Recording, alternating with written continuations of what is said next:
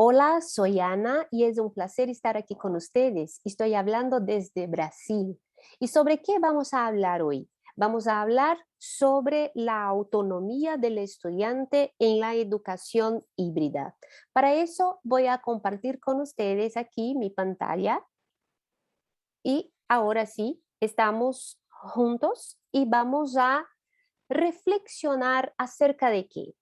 ¿Cuáles son los retos que los estudiantes enfrentan cuando saben de la responsabilidad con su aprendizaje? En verdad, ¿será que nuestros estudiantes saben de su responsabilidad con su aprendizaje? Bueno, aquí en Brasil hubo mucha confusión con el concepto de educación híbrida. En ese momento de pandemia, la enseñanza remota hizo parte de todos los escenarios de las instituciones de educación superior y fue posible para los docentes de educación presencial sentir cómo los estudiantes reaccionaron con relación a sus compromisos estudiantiles, con sus tareas y el comportamiento en las clases. Cámaras apagadas, silencio, ninguna interactividad, sin presencia de hecho. A veces los docentes preguntan, ¿está usted ahí? ¿Por qué?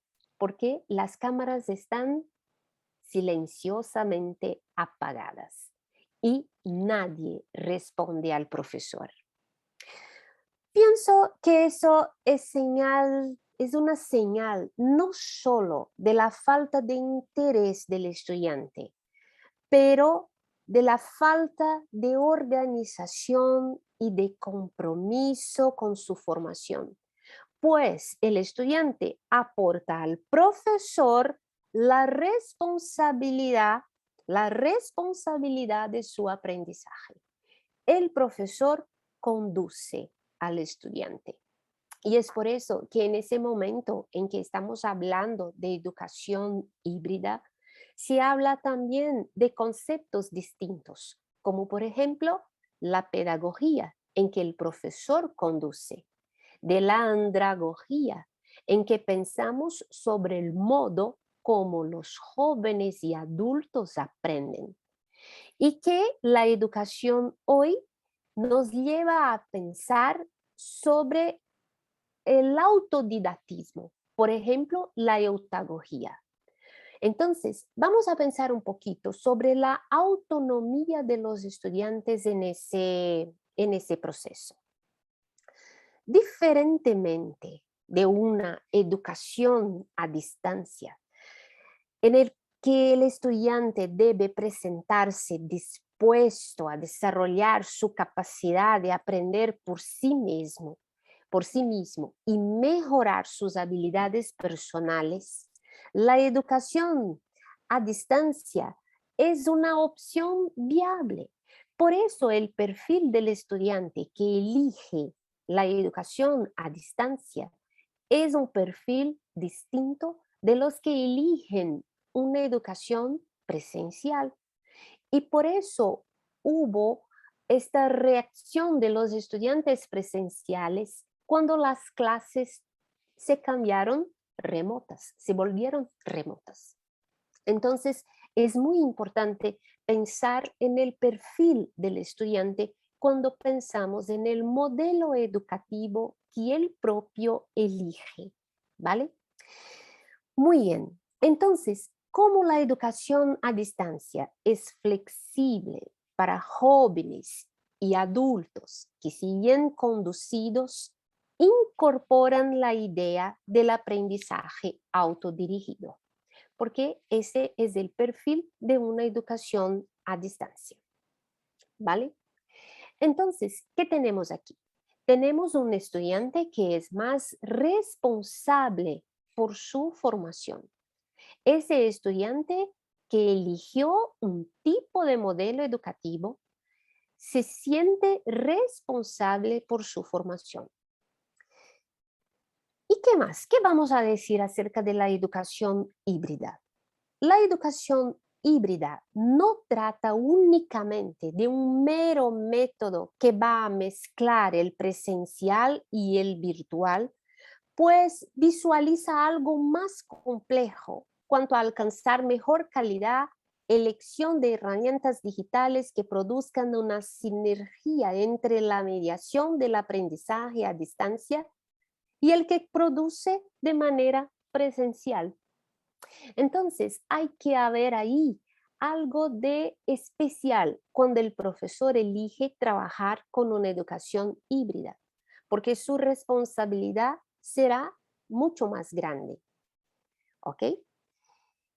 Y ahí, ¿y por qué yo digo que una educación híbrida es más compleja? Porque estamos hablando de estudiantes que están acostumbrados en sus clases presenciales con el profesor conduciendo las clases, aunque el profesor se utilice de alguna metodología activa. Entonces, nosotros podemos ver que el profesor hasta puede enganchar a los estudiantes en sus clases, pero tenemos que pensar más allá, tenemos que pensar en las formas, cómo se va a conducir toda esa manera de educar, de enseñar, de enganchar a los estudiantes.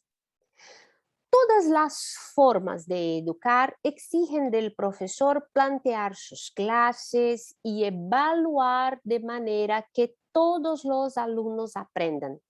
Pero la educación híbrida exige del profesor una gestión diferenciada en la manera de acompañar el desarrollo de los estudiantes, justo porque ellos deberán promover su autonomía y la cooperación con el docente para el logro de los propósitos planteados y las competencias previstas. Entonces, tenemos que pensar que no importa si estamos en una clase presencial tradicional, si estamos con clases a distancia o si estamos con clases híbridas, plantear la secuencia didáctica, plantear el curso es muy importante y es muy necesaria. ¿Okay? Voy a fijarme entonces en el modelo en que la institución divide el currículum, el tiempo de las clases del profesor y en qué parte estará presencial y virtual. Vamos a pensar ahora en la gestión del tiempo, considerando que nosotros tenemos que ver que en el momento en que los estudiantes estarán en su momento virtual, ¿no? Desde donde quieran o puedan, podrán hacer lecturas, investigaciones, producir textos o otros materiales de acuerdo con el curso. Podrá trabajar en equipo para utilizarse de los propios recursos en un abordaje eutagógico, conscientes en que se hacen dueños de su aprendizaje, como aprendices libres y críticos que hacen uso efectivo y eficiente de las posibilidades de las tecnologías que las tecnologías les ofrecen. ¿Y por qué estoy hablando de una gestión de tiempo? Yo puedo pensar en la realidad desde aquí de Brasil, porque aquí en Brasil las instituciones presenciales pueden utilizar hasta 40% de su carga horaria con clases virtuales.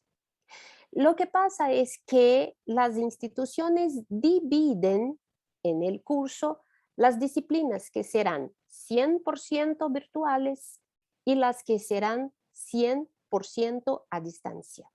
No hay una mezcla de virtual y presencial en la misma disciplina, pero esta división ocurre dentro del curso. ¿Cuáles serán las disciplinas que van a estar virtuales? ¿Cuáles serán las que van a estar presenciales? Pero el trabajo sigue separado.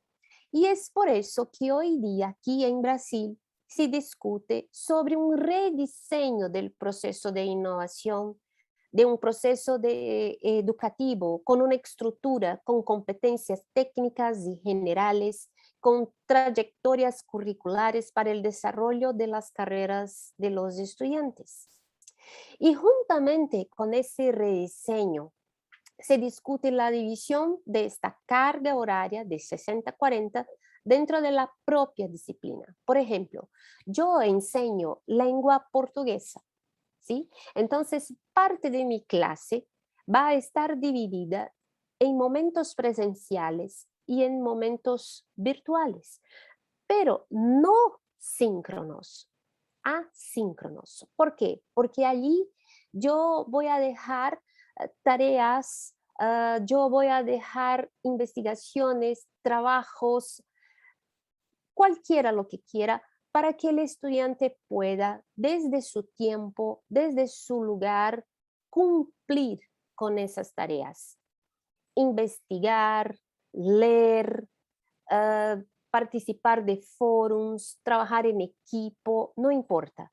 Por eso es muy importante que el profesor esté preparado para gestionar el tiempo presencial y el tiempo virtual de sus clases. Nosotros vamos a ver que esta planeación, ¿no? va a es necesario que los docentes estén capacitados para esto, para que la institución pueda gestionar también la resistencia al cambio. Y la institución tendrá que asignar responsabilidades y recursos, planear la capacitación, capacitar de hecho, evaluar los resultados de implementación, después de evaluar los resultados de todo, consolidar el plan. Entonces, es muy importante que el proceso sea muy bien hecho y que todos de la institución estén enganchados en esos cambios. El despliegue de un nuevo modelo educativo puede generar una gran una gran cantidad de estrés en distintos actores, incluso en los estudiantes.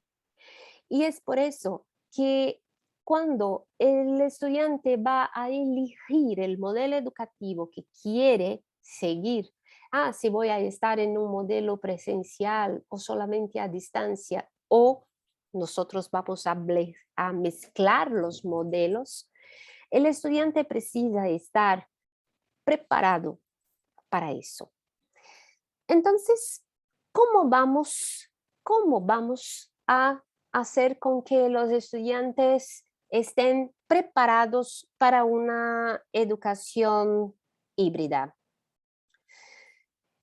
Vamos a pensar entonces en la secuencia didáctica de un profesor. En esa secuencia no podrá faltar un contrato pedagógico en el cual habrá comprometimiento de ambas partes, profesor y alumno, acerca de sus responsabilidades, actitudes y desarrollo de un trabajo colaborativo con un aprendizaje orientado a atender las necesidades de los estudiantes principalmente, Un contrato pedagógico. Sí, es muy importante que los estudiantes sepan exactamente lo que el profesor pretende. Entonces tenemos que pensar en un contrato pedagógico en que ambas partes tengan que respetar lo que está allí planteado. Una secuencia didáctica es un conjunto de diseños, de situaciones o de actividades de enseñanza, aprendizaje organizadas, interrelacionadas, fundamentadas y coherentes con una intención formativa que asegure el aprendizaje autónomo, el desarrollo de procesos de pensamiento científico, de pensamiento crítico, de pensamiento creativo y humanizador. Y ese diseño Ese diseño asegura que el estudiante podrá desarrollar sus competencias, su habilidad para aprender a aprender. Si un adulto puede asumir responsabilidades por sus actos y es capaz de tomar decisiones por su vida, eso pasa por los momentos en que fue preparado para eso. Y uno de esos momentos está, ¿dónde? Está en la escuela, está en la universidad y está en el rol del profesor que va a proveer lo necesario para el niño descubrir sus potencialidades y alcanzar sus metas, para que el joven, para que el adulto pueda descubrir sus potencialidades y alcanzar sus metas. Como dijo Paulo Freire, brasileño, nosotros los seres humanos somos inacabados. Estamos en movimiento siempre, aprendiendo siempre. Entonces, formar a un estudiante es mucho más que entrenarlo para hacer las cosas o solamente cumplir tareas. Eso nos lleva a pensar en cómo nuestros estudiantes aprenden.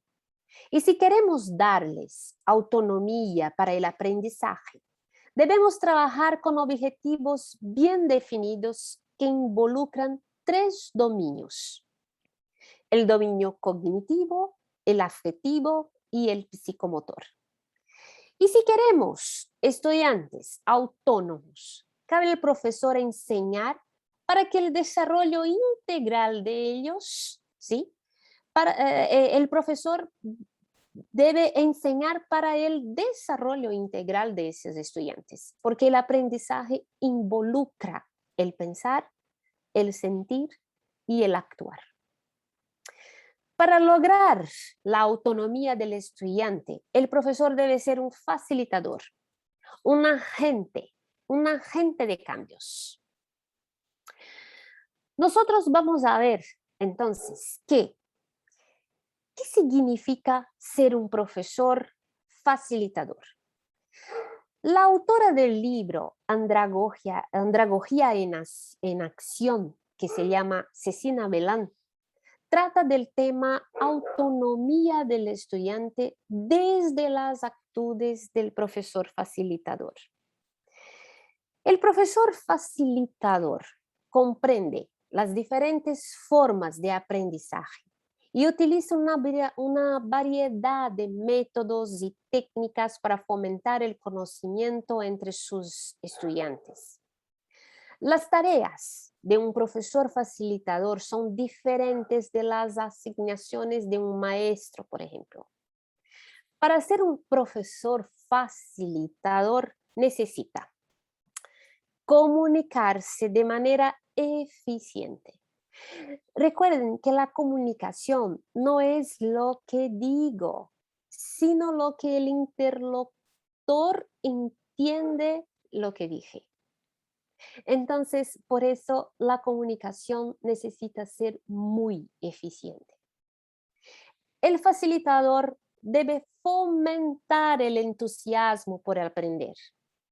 Si no está entusiasmado con lo que pretende enseñar, ¿cómo espera motivar a otros?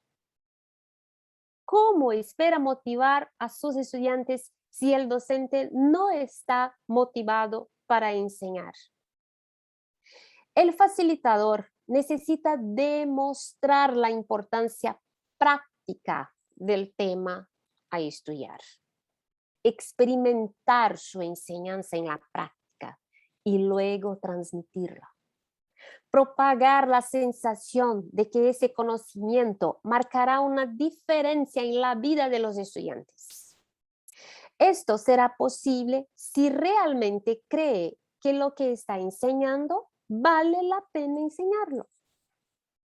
El facilitador se convierte en una guía eficiente para las actividades grupales, porque la interacción permite un aumento en la retención en el aprendizaje.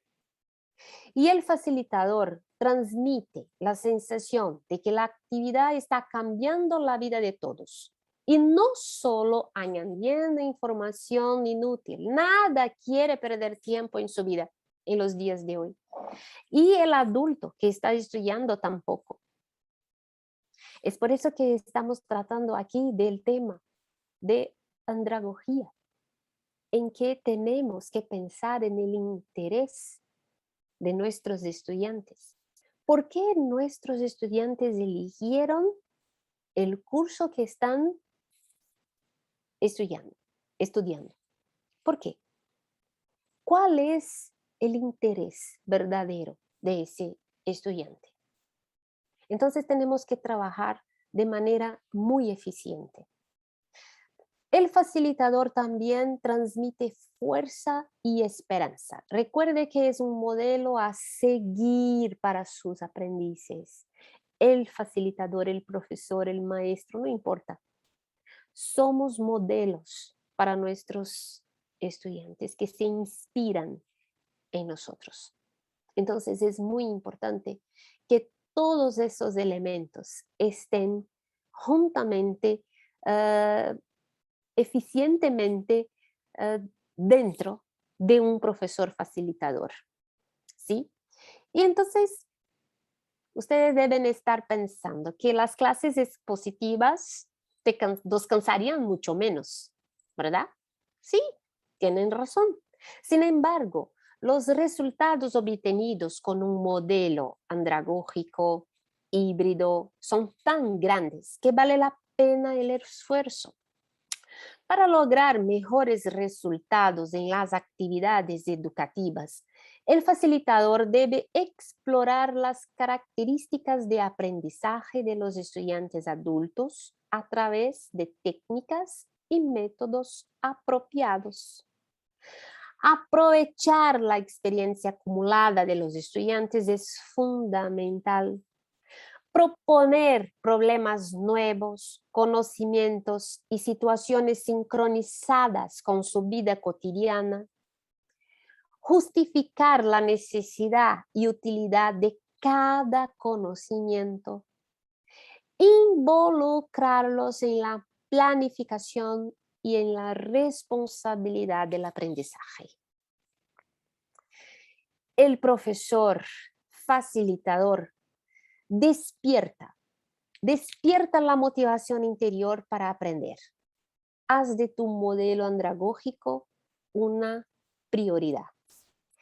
Y también ese facilitador va a proponer un ambiente agradable para así estudiar. Agradable, que apoya el aprendizaje, porque a los adultos, a los jóvenes adultos, no les gusta sentirse incómodos o avergonzados frente a los demás. Identificar las necesidades de los estudiantes, porque los adultos quieren aprender lo que les será útil. Establecer cada objetivo y planificar cada tarea, ya que los adultos a ellos les gusta trabajar enfocados, sabiendo el motivo de cada cosa. Un acuerdo entre el facilitador y los alumnos sobre el método educativo que se utilizará, porque los adultos quieren asumir la responsabilidad de su aprendizaje. Es por eso que hablamos hace poco del contrato pedagógico. El facilitador debe saber que sus conocimientos, un libro de texto, recursos audiovisuales, no garantizan influir en el aprendizaje del individuo que ya está adulto. Si estos recursos solo deben usarse como estos recursos deben ser usados como una fuente de estímulo, de apoyo para el aprendizaje de nuestros alumnos. ¿Cómo se puede entonces motivar, de hecho, un estudiante adulto ya? Utilizando las técnicas adecuadas para la enseñanza de adultos. Diseñar un buen plan, organizar su curso, principalmente evaluar su desempeño en ese proceso, Esos son aspectos fundamentales para el éxito de la tarea de cualquier profesor facilitador. Estoy hablando tanto de profesor facilitador, ¿por qué? Porque estamos hablando de la búsqueda de la autonomía de los estudiantes. Entonces, el profesor no podrá conducir a ese estudiante, pero facilitar su trayectoria dentro de la escuela, dentro de la institución. Es importante también recordar siempre la forma en que aprende el alumno adulto. Vamos a utilizar una información que ya tienen los estudiantes, porque, por ejemplo, el pensamiento activo es un pensamiento que asocia el nuevo al conocimiento que ya traemos con nosotros. Entonces, ese pensamiento activo y la reflexión acerca de cómo las cosas combinan producen un aprendizaje activo. Y ese aprendizaje activo fija el aprendizaje. ¿Por qué? Porque con la práctica, con la experiencia, estamos creando memorias en nuestros estudiantes. Y estas memorias van a ayudar a fijar el conocimiento, a fijar el aprendizaje. El estímulo adecuado hace del alumno, hace que el alumno quiera ser el sujeto de su aprendizaje y que él tenga una motivación interna. Esta motivación interna es fundamental, porque cuando el estudiante percibe la transición, ¿sí?, de un nivel a otro nivel, de sus dominios de pensamiento, de sus dominios cognitivos y también del desarrollo de sus dominios afectivos, psicomotoros, él logra una forma de mantener activa una motivación interna. Entonces, vamos a pensar solo un poquito más. ¿Qué es entonces una educación híbrida? Como he dicho, desde aquí de Brasil, estamos pensando que mezclar la parte presencial y la parte virtual dentro de la misma disciplina. Y en ese momento tenemos que hacer qué? Tenemos que pensar que el profesor deberá estar capacitado para facilitar el aprendizaje de nuestros estudiantes.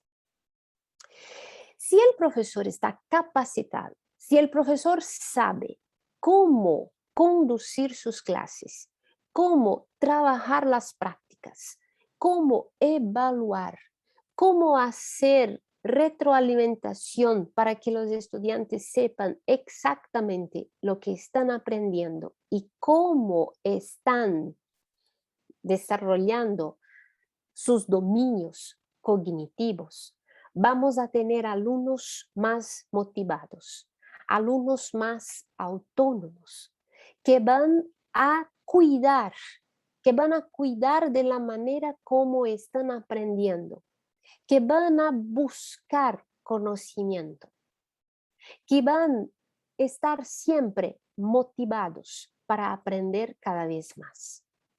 Y ahí yo les agradezco muchísimo y les pido que en ese momento en que hablamos cómo los estudiantes están aprendiendo dentro de una educación híbrida, podamos pensar en nuestras prácticas, en nuestras actividades. ¿Cómo estoy hoy como un profesor en mi clase? ¿Soy aquel que conduce el estudiante? ¿O soy aquel que facilita su camino para que él mismo pueda aprender y pueda conducir su aprendizaje? Y para que no seamos profesores frustrados, porque nuestros estudiantes no cumplen sus tareas, no se importan con nuestra presencia aquí detrás del ordenador. Entonces, ¿qué tenemos que hacer? Tenemos que promover una situación de clase en que nuestros estudiantes estén enganchados, motivados y que sepan por qué eligieron estar allí en aquel curso contigo y allí aprendiendo.